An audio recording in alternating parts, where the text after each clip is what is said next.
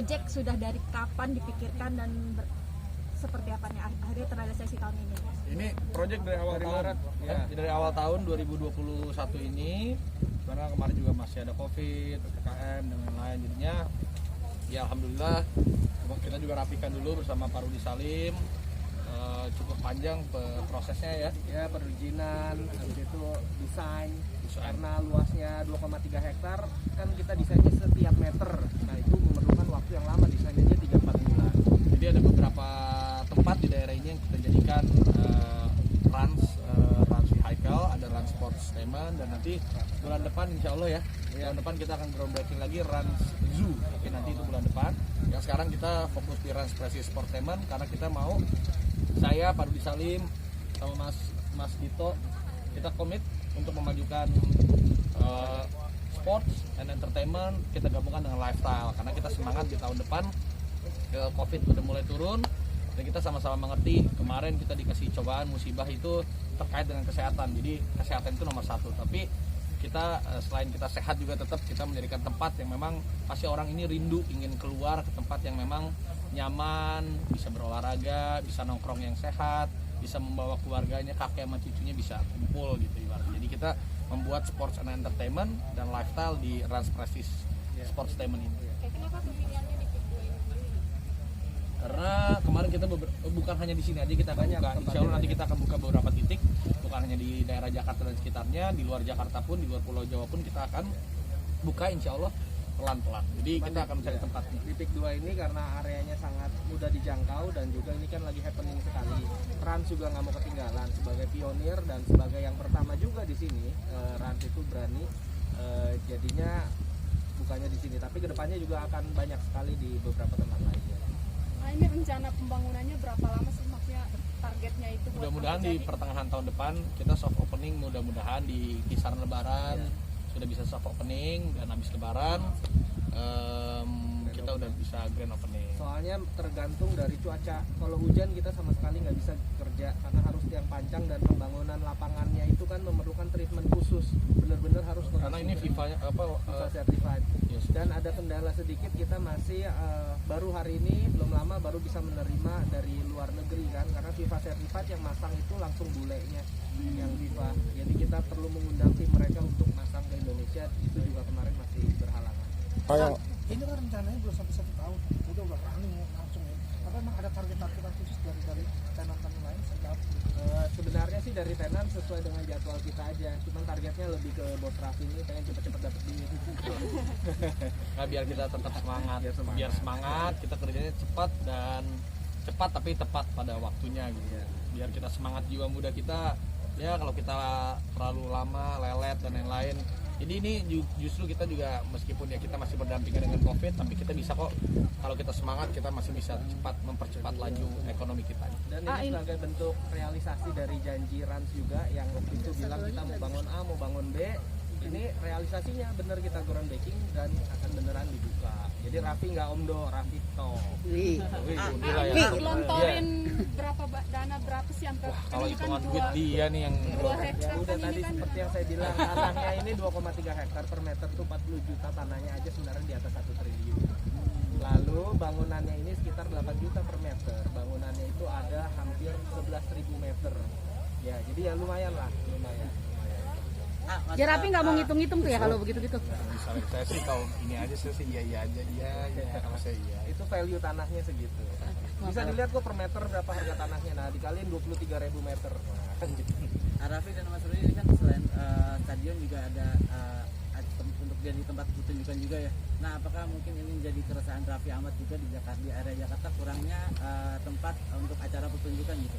Ya sebenarnya sama-sama lah, kita kan restart lagi dari nol ya. Tahun depan juga banyak pelaku-pelaku industri ya, konser-konser juga mereka pingin hidup kembali, tapi kita juga di sini memang membuat satu tempat yang di sini tuh bisa kita gabungkan sport, e-sport, konser musik juga bisa kita gabungkan, tapi dengan memang capnya, ibarat itu capnya tempat kita adalah tempat yang memang ya sehat buat olahraga. Kita outdoor juga, ya indoornya pun ada, tapi di outdoornya kita juga ya orang kan pasti dengan adanya pandemi ini lebih pengen yang banyak yang outdoor ya, karena kita nggak tahu nih sampai kapan kita akan berdampingan terus sama COVID, tapi ya kita positif lah dan pemerintah pun kan juga udah sangat-sangat bisa melakukan kerjanya dengan baik sehingga turun.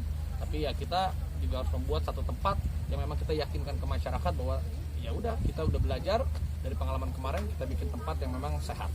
Dan Rans juga bukan cuma fokus di entertainment dan lifestyle makanan, Rans juga ada divisi e-sport, yang mana di sini juga ada area e-sport. Jadi area indoornya itu yang tadinya lapangan basket dan lapangan futsal bisa dirubah menjadi tempat pertandingan e-sport untuk mendukung e-sport di Indonesia, yang mana Rans juga sudah punya tim e-sport.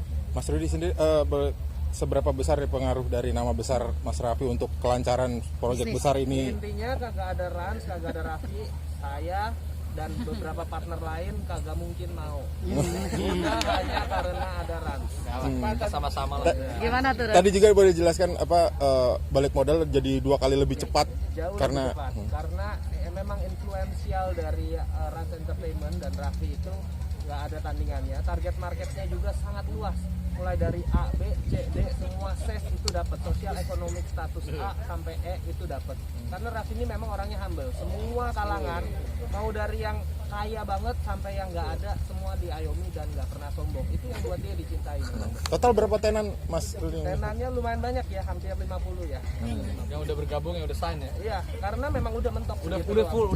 Satu hari ketika dia post, itu ada 300 telepon masuk dan 300 WhatsApp. Itu sampai karyawan kita bilang, "Pak, ini nomor pribadi." Oh iya, lupa.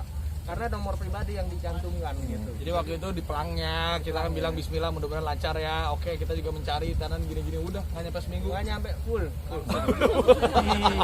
Itu yang like 1 juta lebih, cuman banner doang. Cuma banner doang.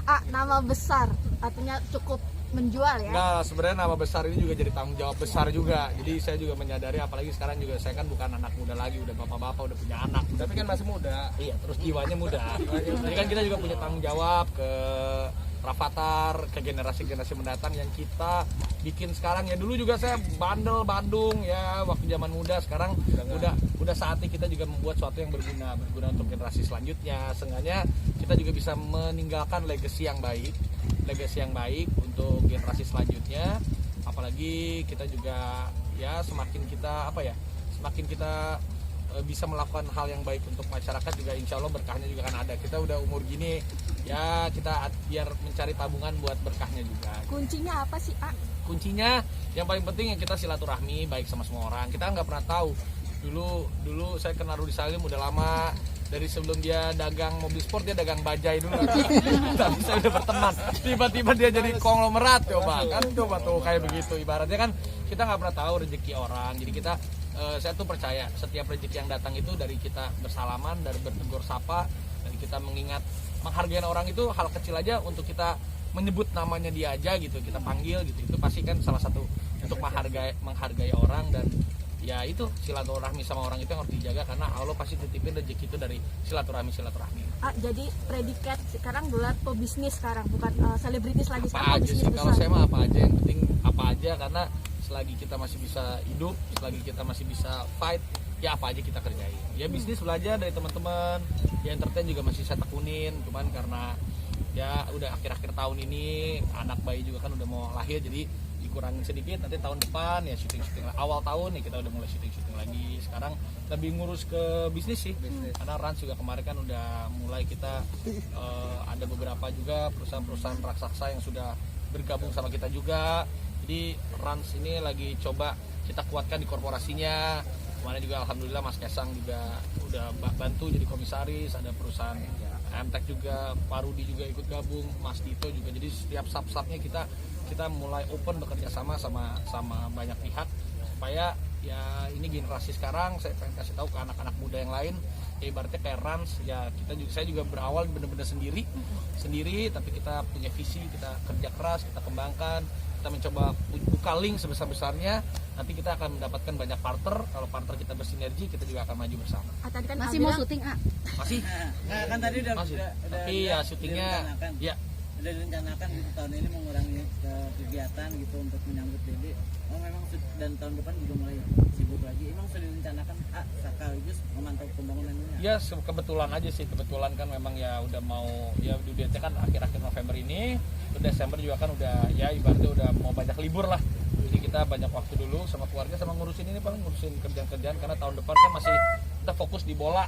Ini ya mudah-mudahan kita bisa lolos ke 8 besar, bisa masuk ke Liga 1. Kita lagi basket juga udah mau prepare, tim basketball kita tahun depan Januari udah mulai.